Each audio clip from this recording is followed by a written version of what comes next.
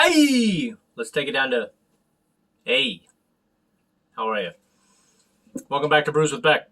I'm Dan. How the hell are you?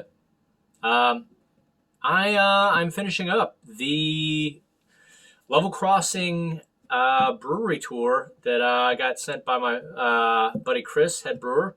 Really looking forward to this one.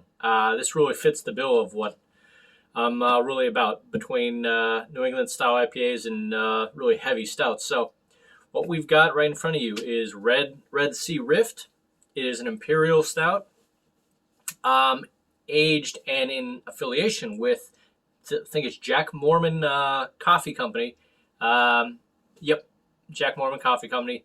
That Chris literally told me he looked at a bunch of, working with a bunch of coffee companies, and this is the only one he really trusts as far as getting the flavor he actually wants, because they use a Red Sea blend of coffee that gets the proper mix of Ethiopian and Yemen dry processed coffee, giving it like aromas of ripe fruits, berries, and dark chocolate. So yeah, he just said that it was, he doesn't trust a lot and that they're phenomenal. Plus, backstory, I'm not going to get into it. He partnered with them. They were potentially going to make a Jack Mormon brewing company as a side thing of their coffee company. They did a trial, which was something like Red Sea Rift, and it influenced another fairly big, beer that came along that I'm not going to mention. But it's neither here nor there. But interesting backstory. Anyway, this is 9.6 on the Richter. Just looking forward to huge coffee on this and whatever else I'll get, but really stoked. All right. Like I said, South Salt Lake, Level Crossing. Let's do this. And what a Peyton Manning. Go Buffs. And bring my A game for this last Level Crossing brew. All right, let's go. And do me a favor. The like button right below me, if you do me a favor and hit it right now, it really helps me out, and I much appreciate you. Also, please subscribe. Once you come aboard and check out all the phenomenal beers that I do try, including this one. Look at that. I can already smell it from about 2 feet away, the coffee in the air. So I think this is destined to be a favorite of mine. Also has... So I'm reading here because in the description, raw sugar, cocoa nibs, lactose, toasted oatmeal. He was kind of telling me about that same blend that a certain other beer that he may have influenced, took to heart. All right. Well, just going to get right to it. Smell the creamy, coffee right in the air. Bottoms up. No words, just emotions.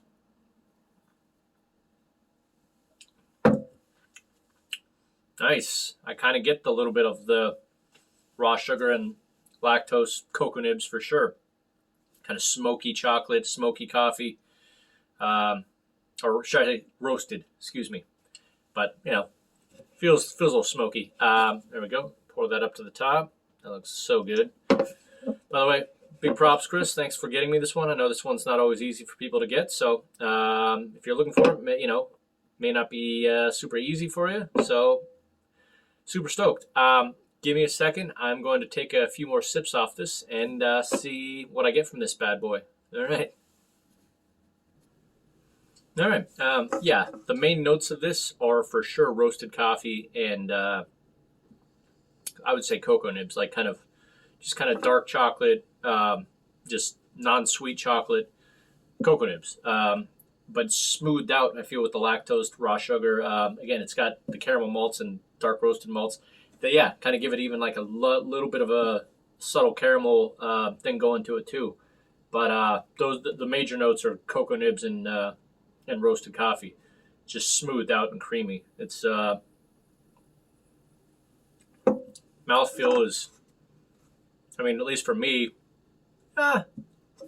anywhere between 50 and 75%. It's not like crazy huge, but it's bigger than, for example, that strong dark ale. Lot more mouthfeel than that.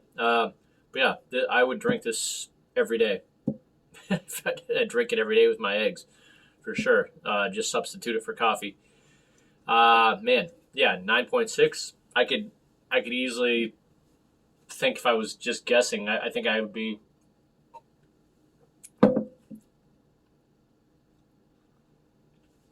I mean, to be honest, that comes off as smooth as like maybe even in the sevens.